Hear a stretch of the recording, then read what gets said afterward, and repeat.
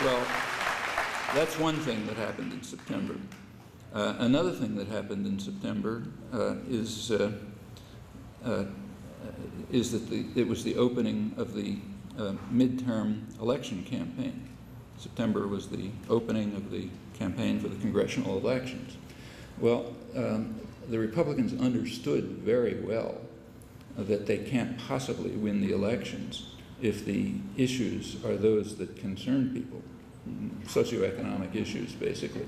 And the reason is they're cutting everybody's throat, and they'll get smashed if that's the issue. So they had to do what they did right through the 1980s. Through the 1980s, their policies were extremely unpopular. They were able to stay in for good reasons. They were able to stay in office by frightening people, and that's what they did again.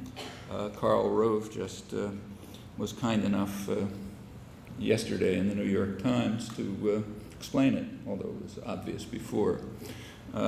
It was necessary to frighten people into believing that there's a threat to their security. In that case, they'll rally around the strong leader, the brave cowboy, another one. And they'll suppress their concerns over things like, where's my job, or what's happening to my pension, or how am I going to take care of my elderly mother, and so on and so forth. If those issues if they're voting on those issues, the administration doesn't have a chance. And as Rove just pointed out yesterday, if they want to pursue their domestic agenda, a very harsh agenda, which would return the country back to 100 years ago. If they want to do that, they're going to have to frighten people, and that's correct. And they did. Starting in September, there was a drumbeat of propaganda about several things. First, that Saddam Hussein is an imminent threat to our survival, just like Grenada in 1983, an imminent threat to our survival.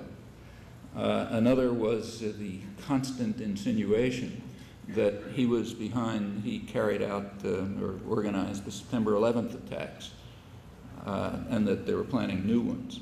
Well, this was a spectacularly successful government media propaganda campaign. You can see it by looking at the polls.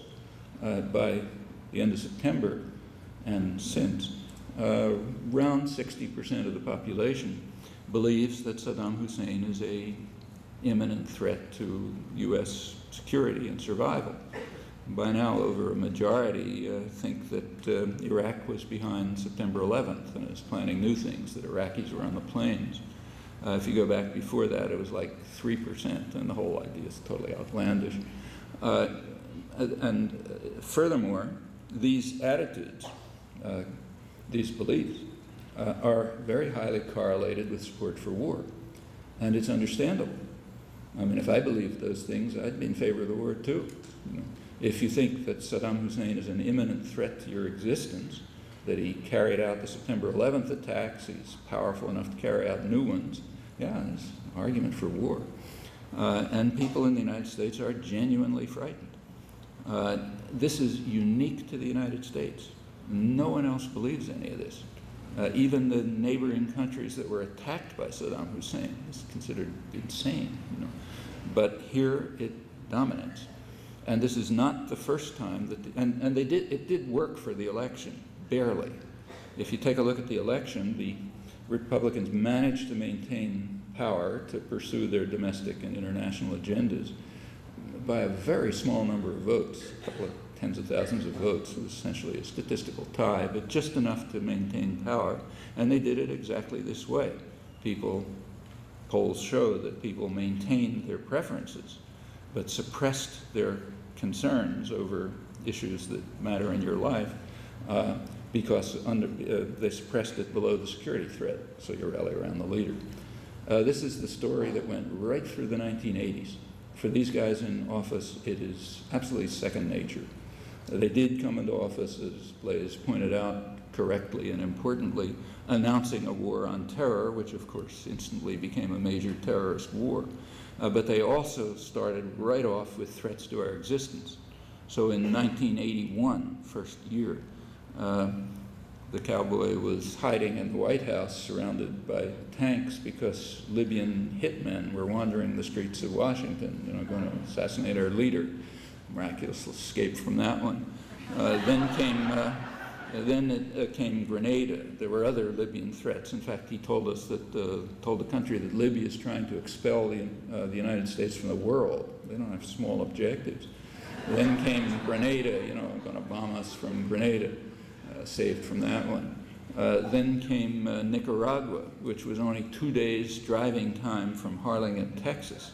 It was a cancer right in our landmass, as the moderate George Shultz, Secretary of State, put it and told Congress. We got to save ourselves. Furthermore, they're following the script from Mein Kampf, he said, planning to conquer the world. Reagan declared a national emergency in 1985 because of the threat to the security of the United States posed by the government of Nicaragua. People outside the United States were looking in amazement as all this stuff was going on. But it worked. Kept the population frightened enough to keep them in office. And it went on right through the 80s.